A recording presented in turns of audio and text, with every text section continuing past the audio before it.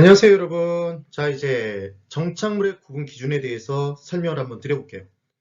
정착물의 구분 기준은 토지 기준이 있을 수 있고 건물 기준이 있을 수 있어요. 그래서 이 둘을 기억할 때 기본 개념은 토지 또는 건물로부터 분리 가능한 것, 훼손 없이 분리 가능하다 그러면 얘는 고정된 게 아니잖아요. 그럼 정착물이 아니에요. 어디에 정착해서 산다는 얘기는 거기에 딱 달라붙어 사는 거죠. 잠시 잠깐 머물러 있을 때 정착한다는 표현 안 씁니다. 그래서 항구적, 영구적 목적일 때 얘를 정착물이라고 표현을 해요. 그래서 쉽게 분리 가능한 건 동산이지 정착물이 아닌 겁니다. 정착물의 구분 기준, 토지 기준부터 볼게요. 그때 종속과 독립 여부는 불문한데요. 그러니까 종속정착물, 독립정착물의 개념은 지금 따지지 않는다는 얘기예요. 돌로 된 담, 도로, 교량, 제방 등은 쉽게 분리 불가능하잖아요. 그러니까 고정돼 있네요. 정착물이겠죠. 신문 갑 한 테 툭 치면 넘어가요. 비닐하우스 툭 치면 넘어가요. 그러니까 정착물이 아니에요. 다년생 식물은 별도의 경작 없이 계속 심어져 있는 거잖아요. 그래서 얘는 정착물입니다. 공중전압 박스 조금 힘이 세면 밀 수 있어요. 그러니까 정착물이 아니네요. 판잣집 쿵 치면 넘어갑니다. 그래서 판잣집을 철거할 때는 포크레인이 오지 않은 상태에서도 막 사람들이 망치 같은 걸로 충분히 철거를 할 수 있잖아요. 그러니까 얘는 정착물이 아닙니다. 그리고 옥수수 등 경작 수확물이 있어요. 자, 여기서 포인트. 농작물은 잘하고 있죠, 여러분. 농작물은 정착물이에요. 그래서 얘는 독립정착물이라는 걸 기억해 두시는 거예요. 토지와 별도로 거래가 가능합니다. 되시죠? 그런데 얘를 떼어냈어요. 경작해서 수확했다는 얘기는 이미 딴 거잖아요. 옥수수를 떼어낸 거예요. 그럼 얘는 동산이 되는 거죠. 움직이는 재산이에요. 그래서 경작해서 수확해버린 물건은 얘는 동산입니다. 정착물 아니에요. 건물 당연히 정착물이죠. 수목도 정착물입니다. 그 다음 그 수목에 감나무에 감이 매달려 있어요. 그러면 이때는 주물과 종물의 관계니까 미분리 과실도 정착물로 보는 거예요. 이런 개념이죠. 그 다음 이번엔 건물 기준의 정착물 기준을 볼게요. 얘는 구분 기준이 중요한 것이지 얘를 각각을 고르는 문제가 나오기 때문에 연습을 시켜드리는 게 아니에요. 고정 여부와 우선 효용가치 여부를 판단합니다. 우리가 첫 번째, 두 번째 시간에서 공부했던 내용과 똑같아요. 실제로 분리시켜보는 거예요. 그랬더니 전체 부동산 건물에 훼손이 가해졌다면 고정된 걸 억지로 떼어냈으니까 훼손이 가해졌겠네요. 그럼 고정된 것이었구나 정착물로 보는 거예요. 그런데 훼손 없이 분리가 가능했어요. 아, 분리 가능한 거네? 동산이에요. 근데 걔를 떼어내봤더니 전체 효용가치가 걔가 있었을 때보다 떨어져요. 아, 그러면 효용가치 일부를 구성했구나 정착물로 본다는 거죠. 그래서 물리적 여부와 기능적 여부 둘을 합쳐서 정착물을 판단하죠. 그리고 특정 위치 용도에 처음부터 그 위치에 그 용도로 부착될 것을 목적으로 부착이 돼 있다면 얘는 정착물로 보는 거죠. 그리고 설치자가 임대인이 설치했다면 떼어갖고 못 가니까 정착물. 임차인이 설치했다면 임대차 계약 기간이 끝날 때 떼어갖고 가니까 동산. 그 표현입니다.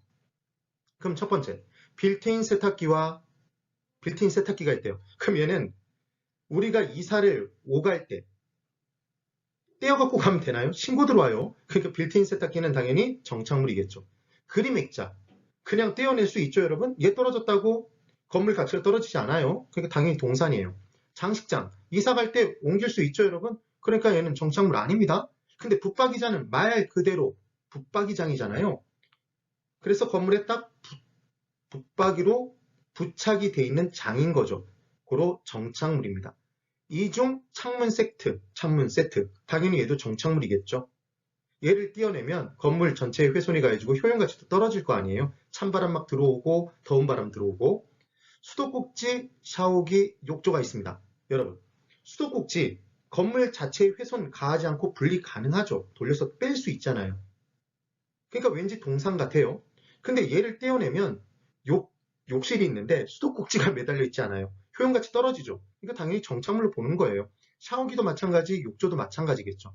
인터폰. 건물에 훼손 가하지 않고 떼어낼 수 있습니다.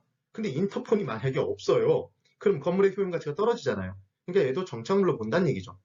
주의하실 건 인터폰은 정착물이다 아니다 이 문제가 나오는 게 아니란 말이에요. 지금 자물쇠, 도락, 그 다음 현관문 잠금 장치가 있습니다. 그럼 얘들의 경우에는 당연히 건물 자체에 훼손 가하지 않고 떼어낼 수 있어요. 근데 도락, 자물쇠, 현관문에 잠금 장치가 있는 것과 없는 것에 건물의 효용 가치는 달라지겠죠. 그러니까 얘들은 정착물로 봐요. 그 다음 세면대 떼어내면 훼손 가해져요, 사실은.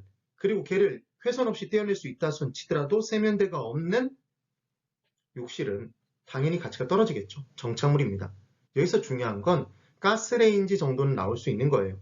그래서 임차인이 설치한 가스레인지는 얘는 가사 정착물이라고 얘기를 하는데 가사 생활을 좀 더 잘하기 위해서 정착했어요. 근데 걔는 이름이 가사 정착물인 거지 정착물은 아닙니다. 누가 설치했는지를 봐야 돼요. 임차인이 설치했죠? 떼어갖고 가는 거죠. 그래서 얘는 동산이에요. 이번엔 임대인이 설치했대요. 떼어갖고 가면 신고 들어오죠? 정착물입니다. 꼭 비교해 두세요. 그 다음 이제 수목의 구분을 한번 해볼게요. 수목은 나무죠, 여러분. 1번. 가식, 이식 중인 수목이 있대요. 그럼 가식은 정식으로 심기 전에 그냥 임시로 심어둔 걸 가식이라고 해요. 이식은 옮겨 심고 있는 중인 거잖아요. 옮겨가는 나무예요. 그럼 얘는 움직이는 재산 동산으로 보는 겁니다. 근데 이제 수목이 있어요. 정식으로 심어진 수목이죠, 나무. 그 위에 매달린 미분리 과실까지 있어요. 그럼 얘는 뭐죠? 종속 정착물이에요. 그래서 집을 팔 때, 단독주택 팔 때 나무가 심어져 있으면 걔도 같이 팔잖아요. 그런 개념이죠. 3번. 근데 이번에는 명인방법을 취했대요. 명인방법이라는 게 뭐였죠, 여러분? 명인방법은 소유권자를 알 수 있도록 명백한 인식수단을 갖춘 거죠. 띠를 두르거나 페인트를 칠하거나 껍질을 살짝 까놓거나 이런 개념들. 그런 게 바로 뭐다? 명인방법이에요. 그럼 얘는 독립정착물이 됩니다. 독립된 거래의 대상물이 돼서 중개 대상물이 되기도 해요. 판례상. 그 다음 임목은 임목 등기가 돼 있는 나무였죠. 그래서 임목 등기된 수목의 집단을 임목이라고 했던 겁니다. 얘는 독립정착물이에요. 독립된 거래의 대상물이죠. 그럼 임목은 등기부가 있나요? 예, 그러니까 저당권 설정도 돼요. 그런데 명인방법을 취한 수목은 독립된 거래의 대상물은 되지만 그 껍질, 그 띠에다가 국민은행 얼마, 저당권 얼마 이런 식으로 적으면 너무 없어 보이잖아요. 그러니까 저당권 설정은 안 되는 거죠. 그리고 이제 독립정착물을 외워버려야 되는데 외우는 방법 간단합니다. 독립정착물은 지금 적혀져 있는 MM처럼 메모리 매직이에요. 독립건물 명작으로 기억해 두시는 거예요. 그래서 독립정착물은 임목, 건물, 명인방법을 취한 수목, 농작물입니다. 이때 농작물은 정당한 권한이 있든 없든 상관없이 자신의 토지에서 농사를 짓든 타인 토지에 농사를 짓든 농작물은 독립정착물이에요. 기억을 해두세요. 꼭 정리를 해두시면 돼요.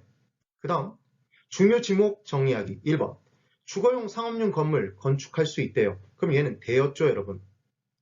그런데 주의하실 건 이 대에는 공장이 포함이 안 돼 있어요. 왜냐하면 공장은 건물 중에서도 좀 더 위험하잖아요. 그래서 공장을 지을 수 있는 땅은 별도로 공장 용지라고 장이라고 부르는 지목이 있죠. 별도의 지목. 그래서 그냥 건축법상에 대지하는 건 대지라고 얘기하는 건 주거용, 상업용, 공업용 건물을 지을 수 있는 땅입니다. 우리가 택지라고 부르는 것도 주, 상, 공을 다 포함해요. 근데 지목의 대는 뭐만 포함된다고요? 주거용과 상업용만. 공장이 빠져요? 왜 빠져요? 지목이 별도로 있어요. 공장 용지라고. 그 다음 2번. 물을 상시 이용하여 농사를 지면 물, 숫자, 밑에 밭전자. 물에 잠겨 있죠. 이게 논답자죠. 답이죠. 답. 논농사, 벼농사 등이에요. 물을 상시 이용하지 않는 것, 감자 키우는 것. 물 없죠? 밭전자였죠. 전. 자연의 유수 뭐였죠? 하천이죠. 용수, 배수, 용구, 배구, 수구. 그럼 뭐예요? 인공적인 수로는 국어였네요. 4번 물이 고이거나 상시적으로 물을 저장, 유지였죠. 5번 과수원, 목장용지. 이 자체가 전답, 과, 목. 지목인데 이때 과수원하고 목장용지에 집이 있는 경우가 있잖아요. 그럼 집이 우선시 되는 거예요. 그럼 주거용이니까 되겠죠. 대. 지목의 구분 방법. 상위 개념 여부와 토지의 이용 목적 명시 여부를 보시는 거예요. 그러니까 어떤 걸 딱 봤는데 이게 무슨 용도인지 이름이 안 나타나 있어. 그럼 기본적으로 걔는 지목이 아닌 겁니다. 저수지는 상위 개념이 있죠. 뭐죠? 유지였어요. 물 저장유지, 사찰용지, 교회용지, 상위개념 종교용지, 주거용지, 상업용지, 상위개념 대 포함하는 개념이 있었죠. 후보지 이행지는 박혀지는 중의 땅이라는 거지 이용 목적이 들어가 있지 않잖아요. 그러니까 당연히 지목이 아닙니다. 되셨죠? 네, 여기까지입니다. 대단히 수고 많으셨습니다.